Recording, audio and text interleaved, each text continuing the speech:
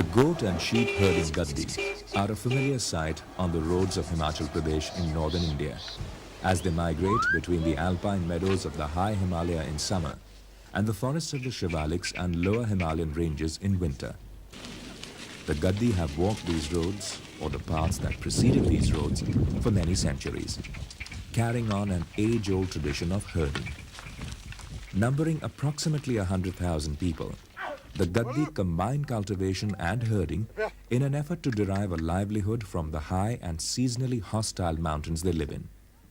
They are residents of permanent villages, where they cultivate 1 to 3 crops a year. Cultivation is largely subsistence-oriented, and income derives almost solely from goat and sheep herding. Gaddi herding is based on the seasonal use of resources spread over a vast geographic area. The migrations take place over distances exceeding 300 kilometers, which gives them access to the highly nutritious forage of the high-altitude meadows in summer and the post-monsoon flush of forage in the lowland forests in winter. It is a remarkable journey of endurance, expertise, entrepreneurship, and diplomacy. It is the beginning of April, the end of winter, and Damodar is on his way back to his village, Mandher. Here the herders spend a month helping to prepare the fields for the summer crop. The herders spend May and June working their way up the mountains, crossing high-altitude passes, often over 15,000 feet, to get to their summer grazing grounds. The isolated nature of the summer pastures poses special problems for the Gaddi. When a goat or sheep dies, there are no shops in which the Gaddi can sell the meat. Instead, the shepherds strip the animal and smoke the meat for several days, making it edible for months to come. Similarly, the Gaddi lack access to any form of veterinary care in the high pastures, and so they have acquired the skills to treat minor ailments in the flock. Jeetram is giving a shot of tetracycline to his animals as prophylactic treatment before the onset of winter. The herders also carry rock salt with them to meet their animals' salt requirements. The salt is pounded and then sprinkled on rocks around the herders' camp, also known as a dera. Salt is given once a week, clearly an event the animals look forward to.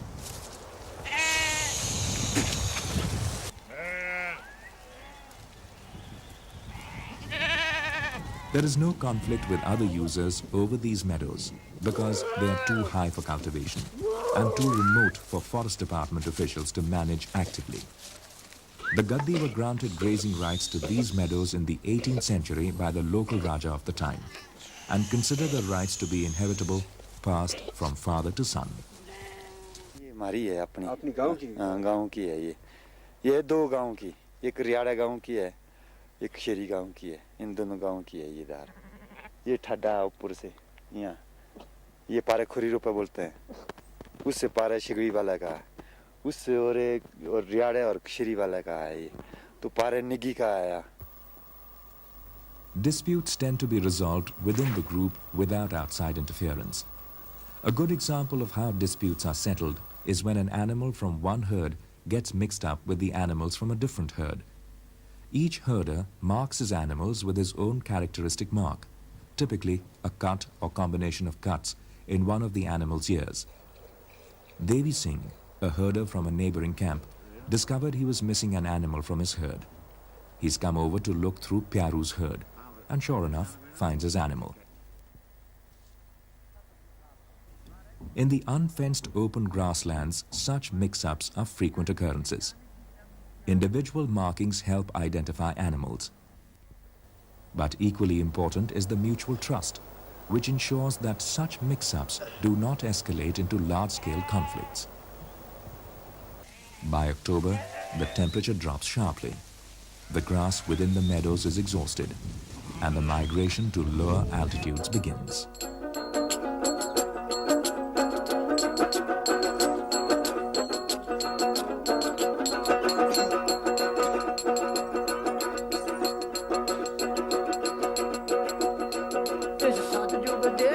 कलयुग आया सतयुग वेद जी कलयुग आया ये नवा जमाना आई गया बुरा जमाना आई गया धरती सारी धर धर कर दी कलयुग रंग बदलाई गया धरती सारी धर धर जम दे नवा जमाना आई गया.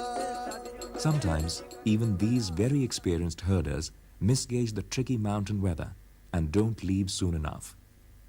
In 1994, a herder and 200 animals perished near this lake in a freak early snowstorm.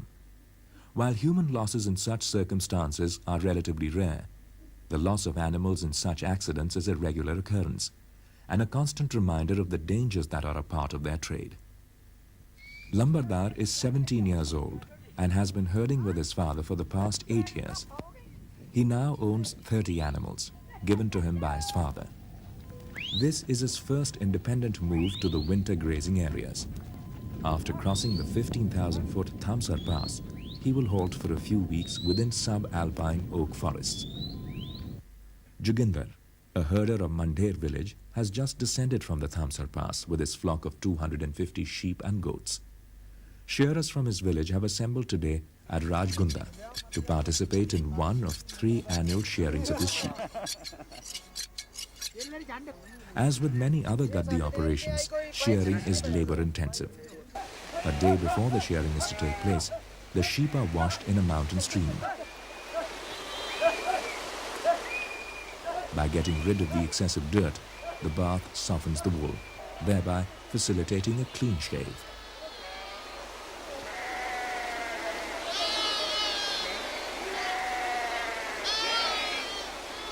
Sari खानदानी से मतलब ये करते आए शुरू से ही. उसके बाद इसमें से भी कोई पढ़ लिख के कोई फौज में चला गया, कोई मास्टर बने, कोई कहीं बना. लेकिन जिन्होंने ये धंधा सीख रखा है जैसे हमने सीखा हुआ है, तो हमने फौज में नौकरी किया 16 साल. उसके बाद बॉर्डर सिक्योरिटी फोर्स में किया 9 साल. लेकिन उसके आने के बाद फिर ये पुरानी यादें हमें याद लाती है. फिर हम लोग जो है इस ऊन के लिए आ जाते हैं. कभी कंबल बना लेते हैं. तो इसके लिए ऊन जब मूल लेंगे तो बहुत महंगी है, क्योंकि 50 रुपये किलो बिकती है. तो इस वजह से यहाँ से मजदूरी से हमें मिल जाती है. 1/16 of the wool goes to the shearers.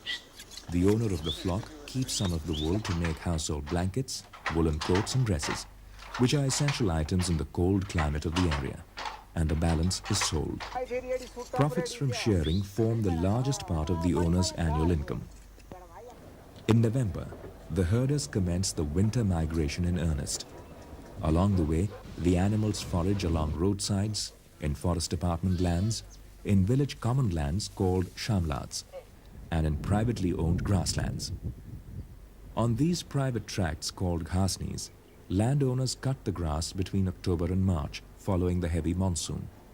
The Gaddi are allowed to graze their animals on any portion of harvested land. In return for access to the shamlats and ghasnis, the Gaddi pen their animals at night on fallow fields belonging to villagers, thereby providing valuable fertilizer. This tradition of cooperation between farmers and the Gaddis have existed for centuries. ये गद्दी लोग तो ये खाद सबसे अच्छी होती है. ये जो और खाद भी से भी अच्छी होती है. जो डंगर का खाद होता है, हाँ, डंगर के खाद से भी और दूसरी खाद से भी अच्छी होती है. क्यों? ये खबर की आवाज़ ये ऐसा होता है ना जी, घास पत्ती जो खाता है ना जी माल, एक तरह की खाता है. उसमें क्या होता है, क्या है इसमें विटामिन होता है ना जी. विटामिन की वजह से तो मतलब ये इसमें ज़्यादा तैयारी होती है. जब ये गादी लोग आते तो जिम्मेदार लोग हमेशा करते, एक ने बोला मेरे पास आ जा, एक ने बोला मेरे पास आ जा. The Gaddi finally arrive in their winter grazing grounds in the Shivaliks, the low-lying foothills of the Himalaya. Here too, the Gaddi graze their animals in areas under a range of ownership types, including reserve forests of the Forest Department, village shamlats and ghasnis, along roads, and in stream beds. As in the summer grazing grounds, herders have rights to graze specific tracts of forest lands in the winters, and so the Gaddis return year after year to the same areas. In the process, they have established very close connections with the cultivators of the areas they winter in. मेरी 60 साल की उम्र हो गई, 40-45 साल मुझे इसको देखते हो गए यहाँ. उससे पहले आते नहीं थे कि? उससे पहले भी आते थे, वह हमारे बुजुर्गों के टाइम से आते हो महाराज। कई दरपुस्त से लेकर इन चीज़ें मतलब यहाँ आना जाना जो है ना, इनके लिए जंगल मिले हुए हैं। और ये अपने इसको अब छुआ के चला जाएगा, 6 महीने बाद फिर आ जाएगी वापसी पर। तो काफी नजदीक का रिश्ता होगा। हमारा भाई थू है जी। भाई तो माने? हाँ, धर्म भाई थू है। कौन संतान? हाँ। अच्छा। हाँ। ये कब बने थे? ये इसका जो बाप था ना जी, वो हमारे बाप का धर्म का था, और उसका धर्म भाई था। हाँ, धर्म भाई से। अच्छा, फिर उससे बाद जो हमारी वही वंशावली चली हुई है, वही अपना जो मतलब समाज की बात है और प्यार की बात है और रिश्तेदारी की, अभी तक वो ऐसे ही चली हुई है। ये तो हमारे पास रहता था, वहाँ जब छोटा बच्चा भी था ना, छोटे से हम थे, बराबरी के थोड़ा थोड़ा फर्क का, तो हमारे घर में रहता था 2-4 महीने। संतराम हमारी माँ का दूध भी पिया उसने। ऐसा नहीं, एक मेरा भाई और एक उम्र के, तो ये हमारी माँ का दूध पिया उसने। Despite such connections, obtaining access to adequate winter forage is a growing problem. Cultivation has expanded into both the village common lands as well as into protected forests of the government. More importantly, however, the Forest Department periodically closes certain forests to grazing as part of its attempt to a forest lands it considers degraded. कुछ area बंद करना पड़ेगा और वहाँ plantation जब तक इतनी thick ना हो जाए और भेड़ और बकरी के नुकसान करने से ऊपर न चली जाए, उस वक्त तो ऐसे एरिया बंद कर देनी चाहिए। The National Forest Policy says that in hilly state like Himachal, 66% of the area should be under forest.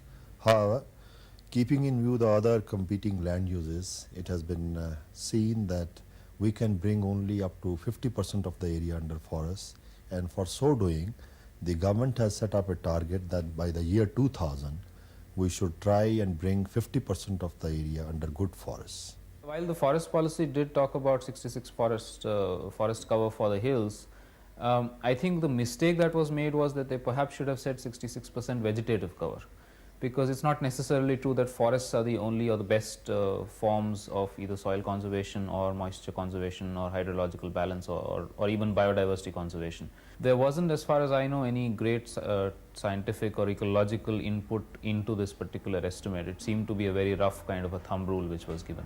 It is true, for instance, that a substantial part of the Himalayas is alpine pastures, they're grasslands, and these can be equally productive, equally useful in conservation as can forests. So I think that was the mistake that was made, and perhaps the recent ecological assessments that are being done across the world, even in parts of India, seem to suggest that you don't have to have trees to be able to perform the functions that you require, but you need to have vegetative growth. That could be very, very good grass growth, it could be shrubs, it could be bushes, or it could be trees. That grazing inhibits forest regeneration is well accepted, and given that the Himachal Pradesh Forest Department has a mandate to establish forest cover over 50% of the landscape, there would seem to be few options available to the Forest Department other than to reduce the Gaddi presence in the forest. But is there a need to have such heavy forest cover in Himachal Pradesh? The issue at stake then is not whether Gaddi grazing prevents forest regeneration, but rather whether Gaddi grazing practices are responsible for reducing vegetation cover. This is probably not so within the alpine meadows grazed in summer. भेड़ बकरी क्या नुकसान करनी, इसने मिट्टी थोड़ी खानी, घास ही घास खाना नहीं इसने। अगर पेड़ कटने, पेड़ तो जड़ से एक बार पेड़ कट गया तो जिंदगी भर खत्म हो गया है। अब अच्छा ये घास है, इसको काट के रखूंगा मैं, अगले साल को वैसा हो गया घास। अब देखो 6 महीने जट्ठ 3 महीने चरी बेड़ी इधर, अब क्यों हो गया घास ये, नहीं तो खत्म हो जाना था नहीं इसने भी। अब फिर लगी चरना, 2 महीने फिर चरना नहीं, तो भेड़ बकरी ने घास थोड़ी खत्म करना। खुद आरे बाड़े और जे ऐसे बिचने वाले लकड़ी एक नुकसान करता है। जब एक बार पेड़ कटता है तो खत्म है, वो तो दोबारा तो नहीं, बच्चे की तरह जब घास की तरफ पैदा होगा वो तो उसी दिन खत्म। घास ऐसा कैसे रहेगा, ये जड़ इसकी ऐसी रहेगी, पत्ते पे कटने इसके और क्या। Similarly, the private ghasanis which the Gaddi graze during the winter continue to produce luxuriant grass growth despite being subject to intense grazing by Gaddi livestock. Local cultivators depend on these grasslands for grass, with which they stall feed their cattle. If Gaddi grazing were harming the grasslands, it is unlikely that the cultivators would continue inviting the Gaddi to graze their lands. And the scrub forests that the Gaddi graze in winter have a thick clothing of vegetation. ये लोग तो अपने घर चले जाते हैं बरसात को, तो बरसात से बाद आना इन्होंने तो उसने कोई मतलब जंगल फिर घास भी निकल जाना जंगल से और अपने जंगल में आ जाते हैं। जिम्मेदारों को डंगर चुगते हैं ना ये साले घास, पत्ती तो चुगनी नहीं, पत्ती से भेड़ बकरी नहीं चुगती। इनका घास से कोई मतलब नहीं होता, इनका पत्ती से मतलब होता है। भेड़ बकरी के लिए जो होता है ना जी, तो पत्ती चुगने का मतलब होता है, वो जमीन में तो चरती नहीं हो, जमीन में तो डंगर ही चलता है ना जी। The scrub forests may not have the aesthetic value that a forest with a full canopy has, but going by Kothari's argument, its soil and water conservation ability is probably similar to that of a pine plantation established by the Forest Department. On the whole, however, there appears to be insufficient evidence to determine the impact of Gaddi grazing on the environment.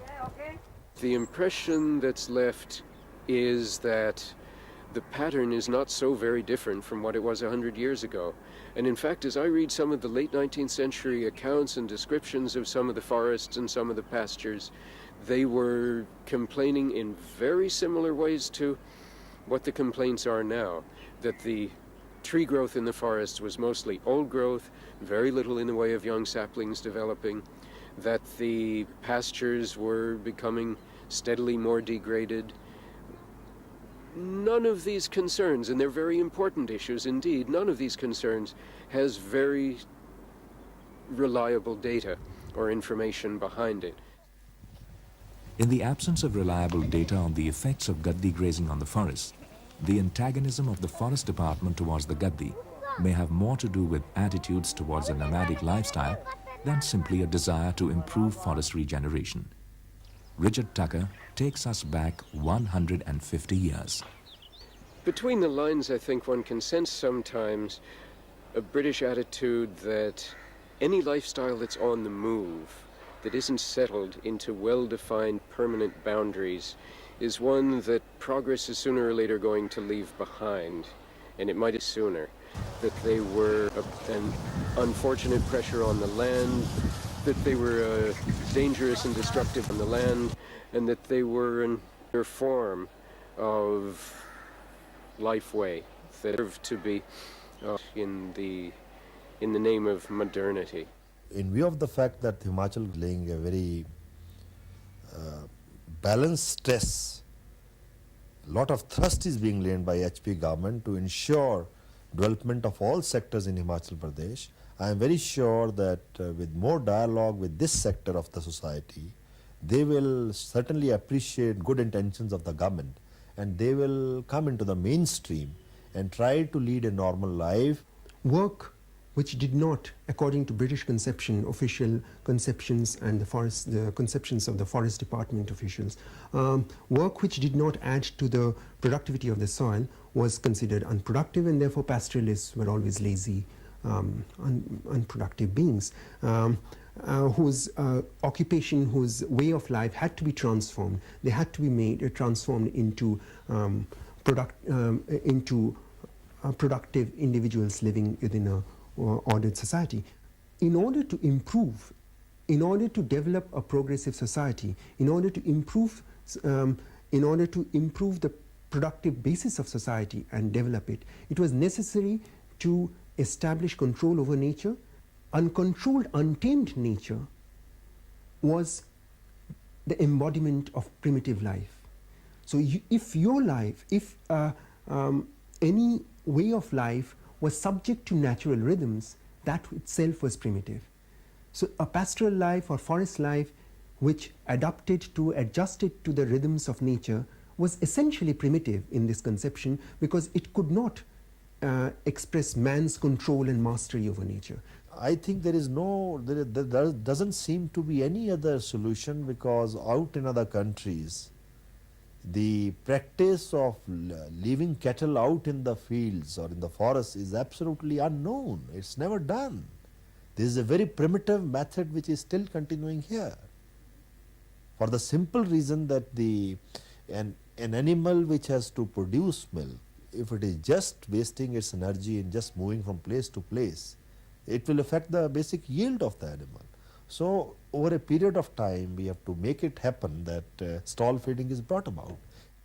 The attitudes of the Forest Department and of society in general may be having their greatest impact on the younger Gaddi generation, which is increasingly opting for alternative forms of livelihood.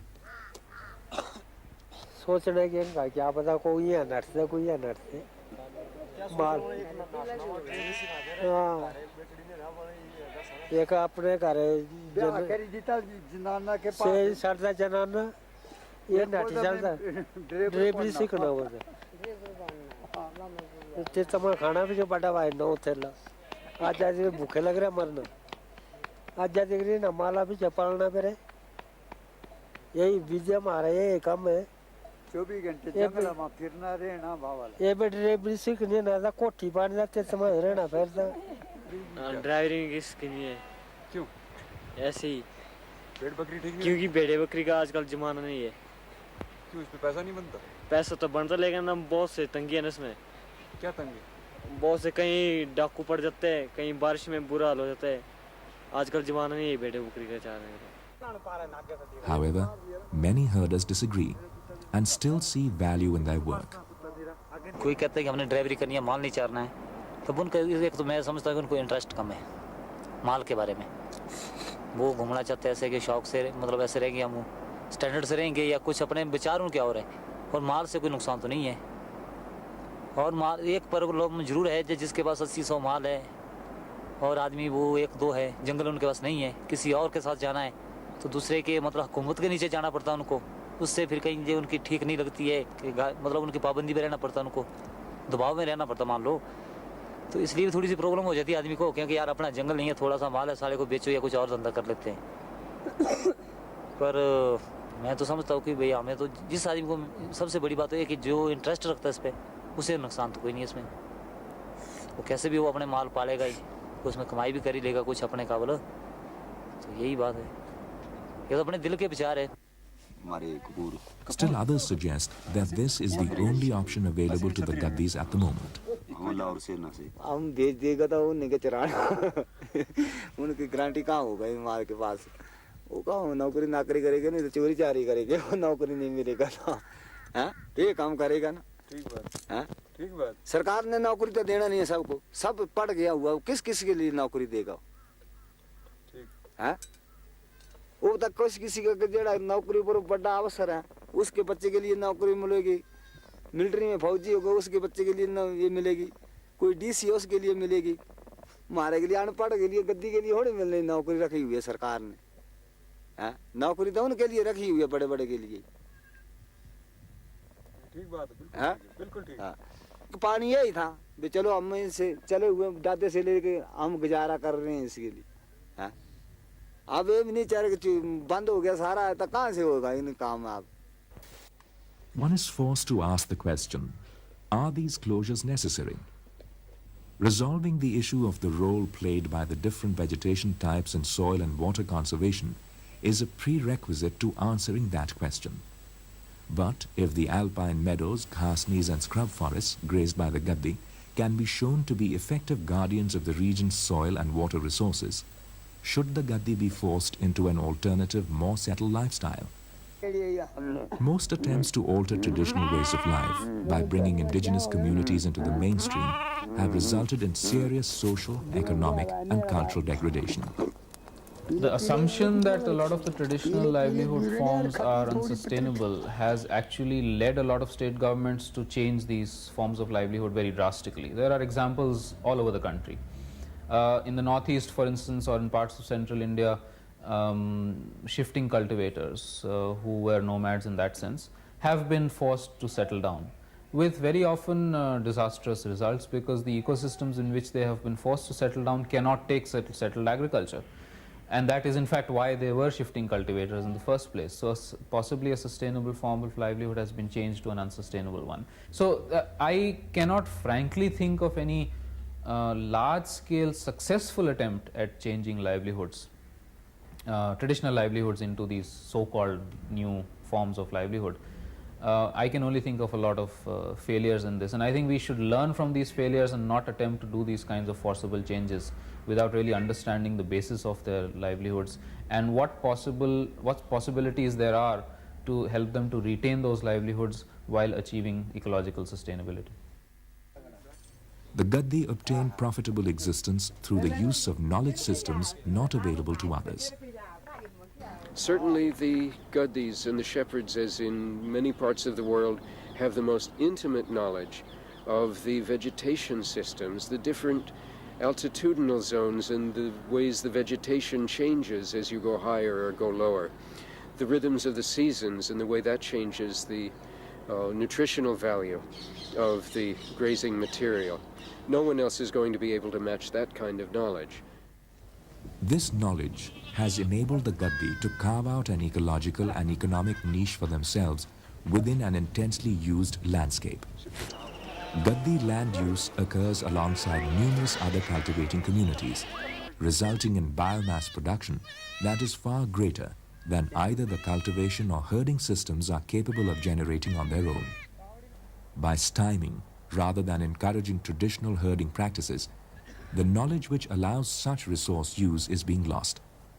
Simultaneously, a self-sufficient, highly distinctive and trained community is beginning to move out of a traditional lifestyle, but finds few opportunities in a highly competitive job market. The Gaddi may choose to move out of herding into alternative lifestyles, but they should be making that choice willingly, not forced into it by policies and an environment that is unsupportive of their current lifestyle. But such support is unlikely to be forthcoming if the Forest Department is required to meet a target of 50% forest cover for the state of Himachal Pradesh in the next 5 years. Can policies of the Forest Department be reformulated to be more inclusive of the traditional forest users such as the Gaddi? Are we willing to conduct the research that will examine whether or not the Gaddi degrade the lands they graze? Or will we continue to assume that irrational, primitive herding practices must make way for the dictates of scientific forestry? That a marginal community must make way for the supposed betterment of the people? And that in this day and age of fast-paced technology, we have nothing to learn from a traditional community that has been managing these lands a lot longer than the scientific foresters who call for their displacement.